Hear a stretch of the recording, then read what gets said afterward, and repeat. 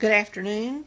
It's 6 o'clock on Sunday afternoon. It's time for Bike Church. I had a little bit of trouble getting connected there, but we're going to take care of this thing. So it's time for Bike Church. I'm glad y'all could join me. I don't know about y'all, but I had a great weekend. I got to see one of my grandbabies, got to spend some time with her, got to spend time with one of my kids, enjoyed visiting with them.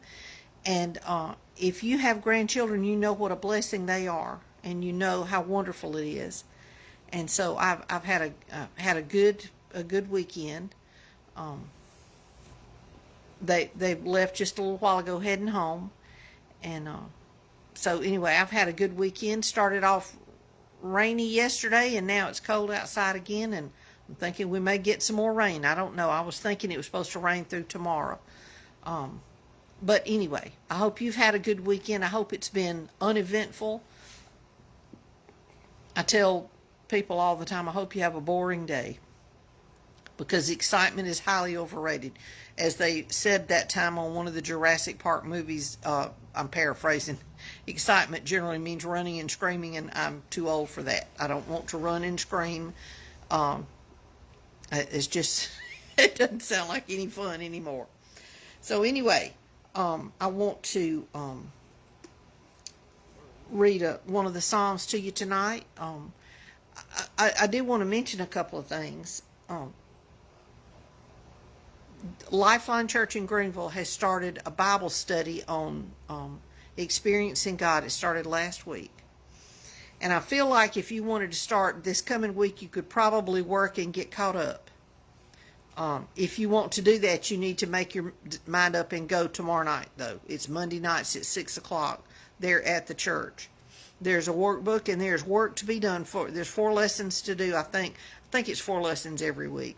A scripture to be memorized, and several lessons a week to do. They take about 10 or 15 minutes. You can spend more time than that, but you can spend as much time as you want to. But I'm telling you, when we were at Rutledge Second Baptist Church a long time ago, Jennifer was a baby, and we did that study, and I think it's 12 weeks. That had the most impact on me of any Bible study that I have ever done. And I did not put near the work into it that I should have back then. And that's why I want to do it again. It is excellent. It impacted me so much, I went out and bought the Experiencing God Bible, which was an excellent idea, because it had notes on every page to help you go through the steps. Basically, what it wants you to do is come alongside of God and do what He asks you to do, but realize that you can't do anything without God, and that even Jesus did that. Even Jesus didn't try to do anything without working with and letting God work with and through Him. And of course, there's a lot more to it than that. It's 12 weeks worth of work. It is excellent. It's an excellent study.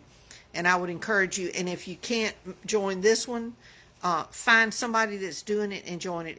I would suggest it for anybody that's been a Christian over very, very long at all. I mean, a new Christian would benefit, but if you've been a Christian any length of time, you will benefit from doing it, even if you've done it before. So I would encourage you to do that. If you can't get in that Bible study, get another Bible study. If you're a Christian, you should want to learn more about Jesus and more about God, and the best way to do that is by being in good Bible teaching churches and Bible study, either individual Bible study or study with other people. Now, I like to do both. I have Bible studies that I do on my own, but I also like to be in Bible study with other people, because none of us know everything. Randy used to say that one of the reasons he loved teaching Sunday school and leading Bible study was because he learned more than the people he was teaching, because he was learning from the study, but he was learning from the other people.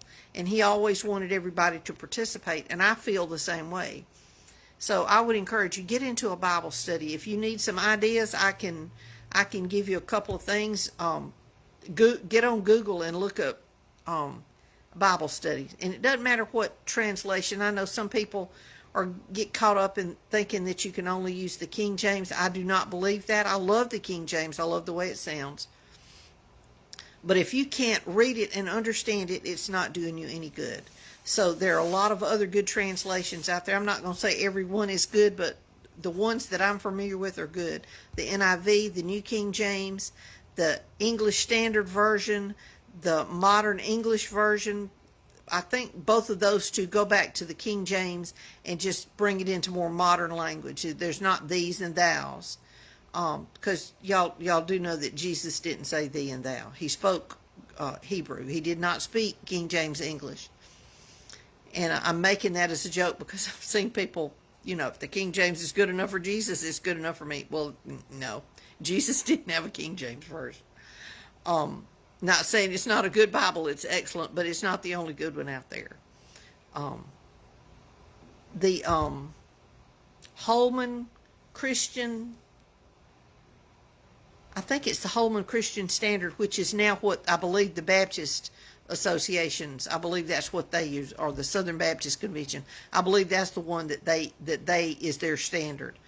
But there's a lot of good translations out there. Now, there's some bad ones, but I feel like if you're praying when you're looking at these Bibles, you'll know this is not one I need to get around. And I'm not going to get off into a lot of the other mess that's going on because I don't want to give it too much publicity. But anyway, find you a good Bible study. And the best one you can find is one that's not based on a specific Bible translation. In fact, use several different translations. So that's my advertisement for Bible study this week. Please consider doing that. If you need somebody to do one with you, talk to me and I'll help you find somebody, or I'll do one with you. I've got a couple going on, but I don't mind adding one to it. I like to learn. I'm 65 years old, and the older I get, the more things I like to learn. So that's that. I'm sure we've got a lot of events coming up. Oh, excuse me. If you're not sure what's going on in your community, check with your Chamber of Commerce. They usually have a Facebook page and a website page, and they will tell you things. And if you're on Facebook, go to events and find things that are going on in your area. I know Mardi Gras is being celebrated in a lot of different places. I believe Millbrook did theirs yesterday, their parade. It's always a lot of fun. It's family friendly. And I believe Prattville's doing theirs next Saturday, and I've heard good things about it. But those are good community events that you can go to. It's a parade, and they're throwing candy and toys, and the kids can enjoy it as long as it's family friendly. Now, I'm sure in some places they're not family friendly, but you know that going in. So, but there's lots of things that you can do. And one of the best things you can do is, as you're able, get out in your community and get to know people and be kind to them. If you're a Christian, show them a little kindness. Show them how Christians are supposed to act, so to kind of counterbalance some of the people that are not Christians but are pretending to be and fooling people and making them feel bad. I'm just going to leave it at that. We as Christians need to be a part of our communities.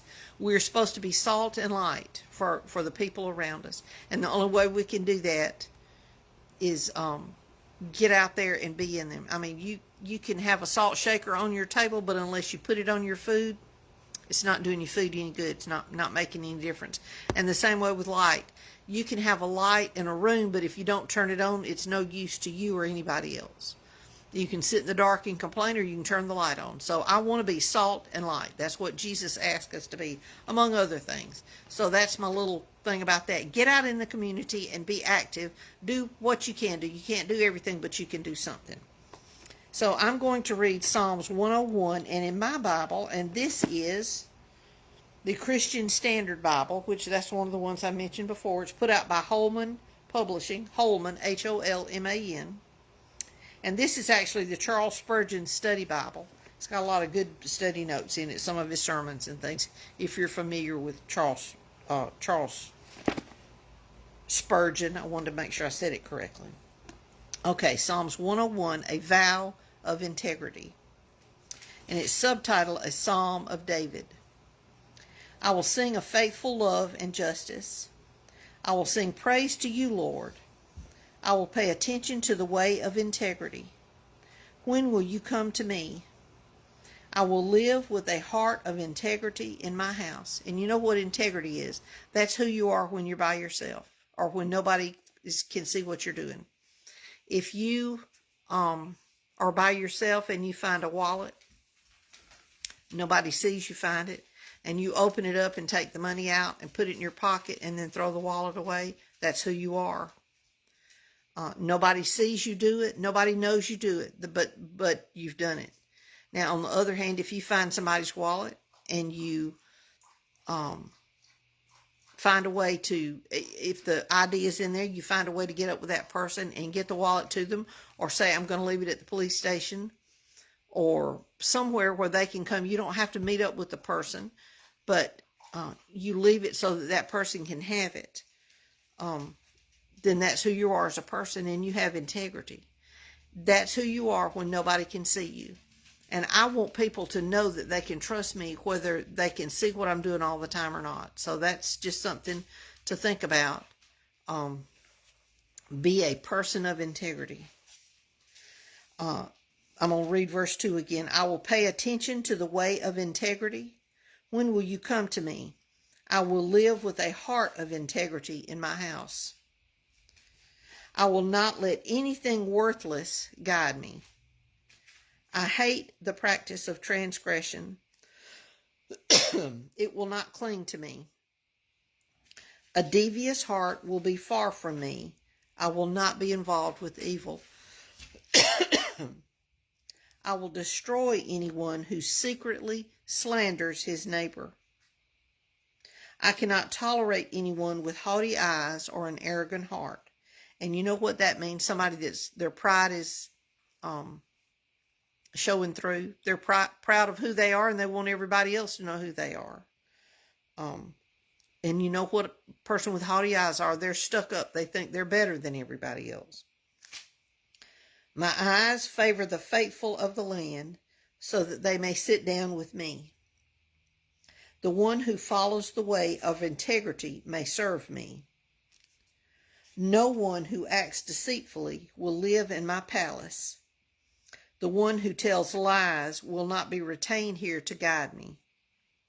Every morning I will destroy all the wicked of the land, wiping out all evildoers from the Lord's city. Now that was a psalm that David wrote, and that sounds pretty rough. He had the right and the authority to do what he did because he was the king. Now, I can't go out and destroy people that I think are wicked. First of all, I don't know their whole story. But I can stay away from people who are wicked. We all know people who act deceitfully. They're wicked. They are mean. They don't treat others kindly. And I don't want to be around people like that. And I'm not. I may have to see them somewhere and speak to them, but I'm not going to be. I'm not going to be buddies with them. And that's the way Jesus expects us to act. He don't want us to be ugly to anybody, but he also wants us to behave. And who you hang with, that's how you act. I'm sure you've told your children that. I told mine.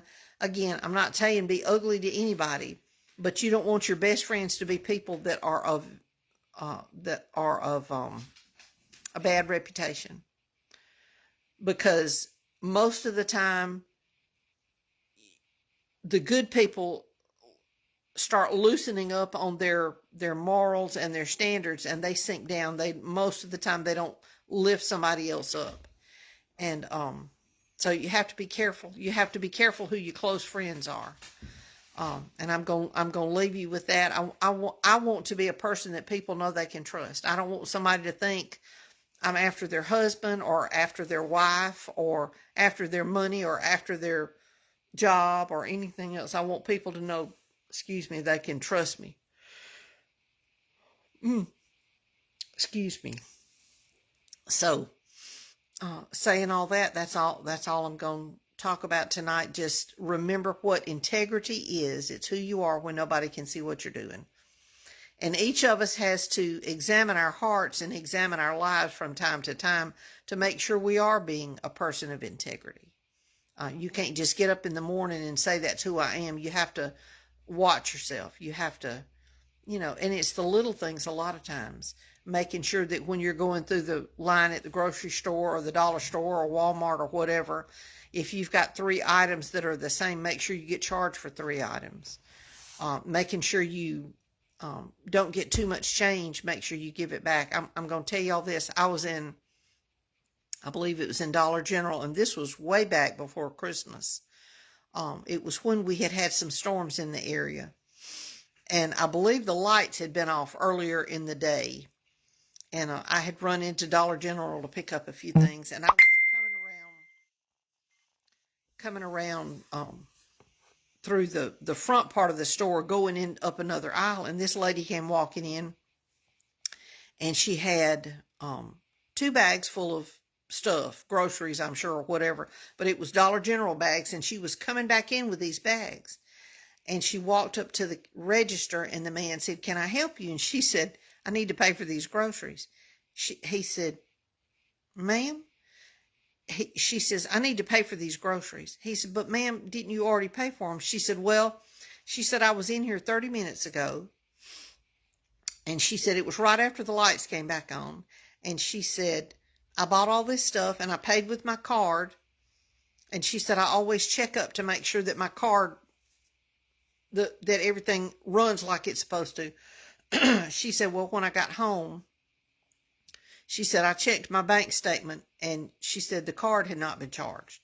She said, "So it may look like I did, but I did not." And the man said, "That's unusual that you would bring it back." She said, "I'm not going to hell for $40 worth of groceries." And I don't know who that lady was, but that made an impact on me. She could have kept those groceries and nobody but her would have known any different. But see, I would be the same way. I would want to bring them back and say, "No, I got to pay for this stuff." And I wouldn't worry about going to hell over it, but I would worry that somebody saw me do that and then thought, "Well, now she's doing it and she's supposed to be a Christian, then I can behave that same way." So, keep a hold of your heart and keep a hold of your integrity and be who God wants you to be. So I'm going to leave you with that. I hope y'all have a good week. Got some friends that need prayers for things coming up this week. I'm not going to name names, but if you will just pray for those who are dealing with any kind of sickness, whether it's cancer or heart disease or any kind of sickness, if you'll pray for those people, God knows who you're praying for. And I believe God hears our prayers. He doesn't always answer them the way we want, but he answers our prayers. So you be praying for the people that you know of, and if you got a few minutes extra, pray for the ones that you don't know who need prayer. I love y'all, and if I don't see you before, I will see y'all next Sunday.